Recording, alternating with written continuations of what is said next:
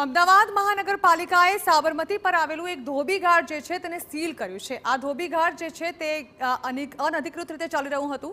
હાલ ધોબીઘાટને સીલ કરવામાં આવ્યું છે। ધોબીઘાટને ચાલુ રાખી લાયસન્સ ફી ભાડાની રકમ નહીં ચૂકવતા એએમસીએ આ કાર્યવાહી હાથ ધરી, જ્યાં ધોબીઘાટ પરના ગેરકાયદે બાંધકામ પણ તોડી પાડવામાં આવ્યા છે। ધોબીઘાટ પર 7 બ્લોક છે, જેમાં કુલ 168 સભ્યો કામ કરે છે। 2020થી ભાડાની રકમ બાકી હતી। ધોબીઘાટ પર કામ કરતા લોકોનો આક્ષેપ છે કે કેટલાક લોકોએ રૂપિયા નથી ચૂકવ્યા અને એક સાથે રૂપિયા ભરવા મંદીમાં શક્ય નથી। ધોબીઘાટ પર તમામ યુનિટમાં 1 જ મીટર હોવાથી પણ હાલાકી પડે છે, કારણ કે બધાને અલગ અલગ કામ મળતું હોય।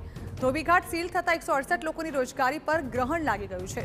ધોબીઘાટના સભ્યોની માંગણી છે કે અમે રૂપિયા એક સાથે ચૂકવવા સક્ષમ નથી, હપ્તા સ્વરૂપે રૂપિયા ચૂકવવાની વ્યવસ્થા કરવામાં આવે।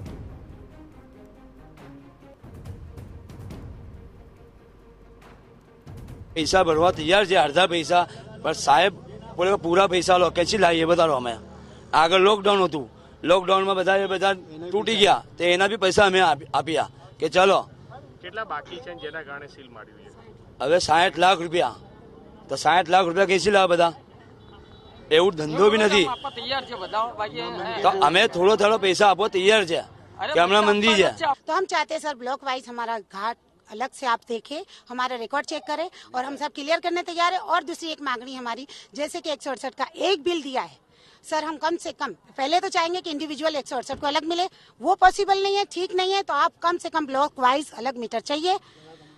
और जगह की भी बहुत सारी किल्लत है। 168 का जो कामकाज है सर, उसमें सुखाने की जगह की भी हम लोग बहुत हैरान परेशान है। सरकार से मांगनी रखते हैं कि हमको थोड़ी जगह की स्पेस की जरूरत है, आप वो भी हमारे लिए सोचिए। 168 परिवारों के कमाई का रोजगार का सवाल है सर।